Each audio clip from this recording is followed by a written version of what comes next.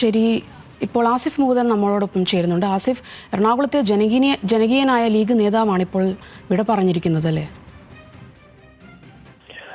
തീർച്ചയായും നമുക്ക് അങ്ങനെ തന്നെ വിലയിരുത്തണം. കാരണം നമുക്കറിയാം, മധ്യ കേരളത്തിൽ ലീഗിന് സ്വാധീനമുള്ള ഒരു പ്രദേശമാണ് കളമശ്ശേരി. ആ കളമശ്ശേരിയിൽ തുടർച്ചയായി MLA ആയിരുന്ന ആളാണ്. മാത്രമല്ല, മധ്യകേരളത്തിലടക്കം മുസ്ലിം ലീഗിനെ കെട്ടിപ്പിടിക്കുന്നതിൽ വലിയ രീതിയിലുള്ള പങ്ക് വഹിച്ച ഒരു ആളുകൂടിയാണ് VK ഇബ്രാഹിം കുഞ്ഞ് എന്നുള്ളത്.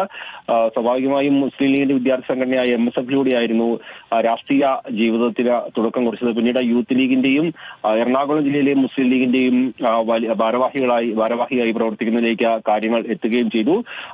മന്ത്രിസ്ഥാനത്തേക്ക് എത്തുന്നത് നമുക്കറിയാം. PK കുഞ്ഞാലിക്കുട്ടിയുടെ രാജിയെ തുടർന്നാണ് മന്ത്രിസ്ഥാനത്തേക്ക് 2005-ൽ ഇത്തരത്തിൽ ഇബ്രാഹിം കുഞ്ഞിനെ പരിഗണിക്കപ്പെടുന്നത്. അപ്പോൾ അത്രത്തോളം മുസ്ലിം ലീഗിന്റെ സമുന്നതനായ നേതൃത്വത്തിനടക്കം വലിയ രീതിയിൽ ബന്ധമുള്ളതും കുഞ്ഞാലിക്കുട്ടി മാറി നിൽക്കുന്ന സമയത്ത് പരിഗണിക്കപ്പെടേണ്ട രണ്ടാമത്തെ പേരായി ഉയർന്നു വന്നതും VK ഇബ്രാഹിം കുഞ്ഞിന്റെ പേരാണ് എന്നുള്ളത് നമുക്ക് അറിയാം. അത് തന്നെ ആ കാലത്ത് തന്നെ അത് വലിയ സജീവ ചർച്ചയായ ഒരു വിഷയം കൂടിയായിരുന്നു എന്നുള്ളതും ഏറ്റവും പ്രധാനപ്പെട്ടതാണ്.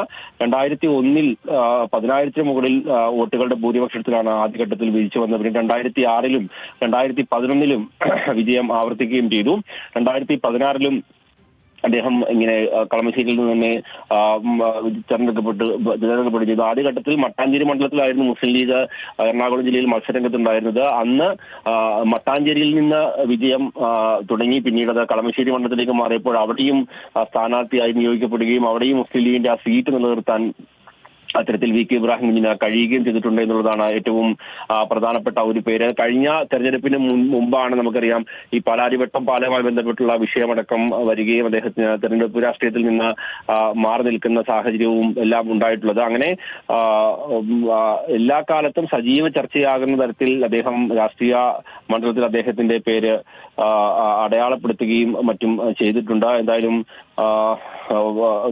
VK കുഞ്ഞാലിക്കുട്ടി മാറിയിരുന്ന സമയത്ത് അങ്ങനെ വ്യവസായ മന്ത്രിയായി വരുന്നു. പിന്നീട് തുടർച്ചയായി MLA ആകുന്നു. അങ്ങനെ വലിയ രീതിയിൽ രാഷ്ട്രീയ പാരമ്പര്യം, പ്രത്യേകിച്ച് നമുക്കറിയാം മധ്യകേരളത്തിൽ മുസ്ലിം ലീഗിന്റെ രാഷ്ട്രീയം ഉയർത്തിപ്പിടിക്കുകയും അതിന് നിയമസഭയിലടക്കം സാന്നിധ്യമാകാനും അദ്ദേഹത്തിന് നിരന്തരം കഴിയുകയും ചെയ്തിരുന്ന വ്യക്തിയാണ്.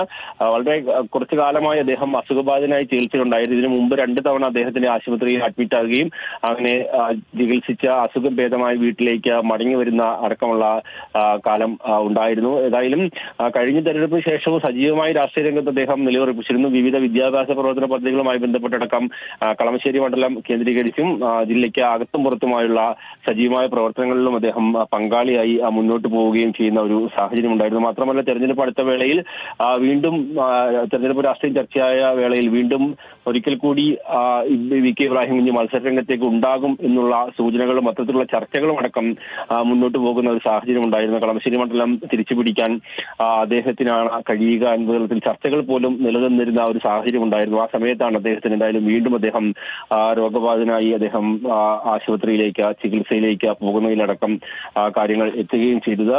മാത്രമല്ല, ഈ രാഷ്ട്രീയ രംഗത്ത് MLA എന്നുള്ള പദവിക്ക് അപ്പുറത്തേക്ക് തന്നെ വിവിധ പദവികൾ അദ്ദേഹം വഹിച്ചിട്ടുണ്ട് എന്നുള്ളതും ഏറ്റവും പ്രധാനപ്പെട്ടതാണ്. കൊച്ചിൻ ഇന്റർനാഷണൽ എയർപോർട്ടിന്റെ ഡയറക്ടർ സ്ഥാനത്തും സാങ്കേതിക സർവകലാശാലയുടെ സിൻഡിക്കേറ്റ് മെമ്പറും അങ്ങനെ നിരവധി പദവികൾ, അത് സർക്കാർ തലത്തിലും അല്ലാതെയുമുള്ള നിരവധി പദവികൾ അദ്ദേഹത്തിന്റെ വഹിച്ചിട്ടുണ്ട്. മാത്രമല്ല, ചാരിറ്റി പ്രവർത്തന രംഗത്ത് വിവിധ സംഘടനകളുമായി സഹകരിച്ചുകൊണ്ട് അദ്ദേഹം വിവിധ പദ്ധതികൾ ആവിഷ്കരിക്കുകയും കോവിഡിന് ശേഷവും പ്രളയത്തിന് ശേഷവും നിരവധി സാമൂഹ്യ സേവന പ്രവർത്തനങ്ങൾ പങ്കാളിയാവുകയും ചെയ്തിട്ടുണ്ട്. വീട് നിർമ്മാണം അടക്കമുള്ള മേഖലയിൽ പ്രളയത്തിന് ശേഷം ചില ട്രസ്റ്റുകളുമായി ചേർന്ന് നിരവധി വീടുകൾ നിർമ്മിച്ചു നൽകുകയും ഒക്കെ അതിന്റെ അടക്കമുള്ള താക്കോൽദാനമൊക്കെ അടുത്ത കാലങ്ങളിൽ വരെ നടന്ന ഒരു സാഹചര്യം ഉണ്ടായിരുന്നു. അങ്ങനെ ലീഗിനെ സംബന്ധിച്ച് പറയുകയാണെങ്കിൽ ലീഗിന് വലിയ നഷ്ടമായി തന്നെ ഇത് അദ്ദേഹത്തിന്റെ വിയോഗത്തെ വിലയിരുത്തേണ്ടി വരും. കാരണം മധ്യകേരളത്തിൽ ലീഗിനെ കെട്ടിപ്പടുക്കുന്നതിന്റെ അപ്പുറത്തേക്ക് അതിന്റെ സാന്നിധ്യം അത് കൃത്യമായി നിലനിർത്തി പോകാൻ കഴിഞ്ഞ ഒരു വ്യക്തിയായിരുന്നു VK ഇബ്രാഹിം കുഞ്ഞ് എന്നുള്ളതാണ് ഏറ്റവും പ്രധാനപ്പെട്ട ഒരു കാര്യം.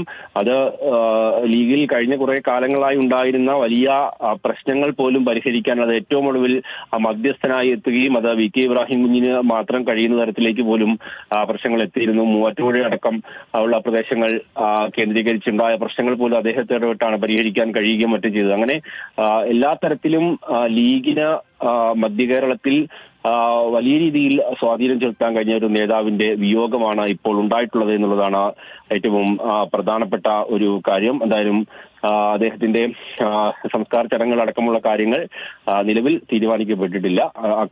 അത്തരത്തിലുള്ള കാര്യങ്ങൾ കൂടി, വിവരങ്ങൾ കൂടി പുറത്തു വരാനുമുണ്ട്.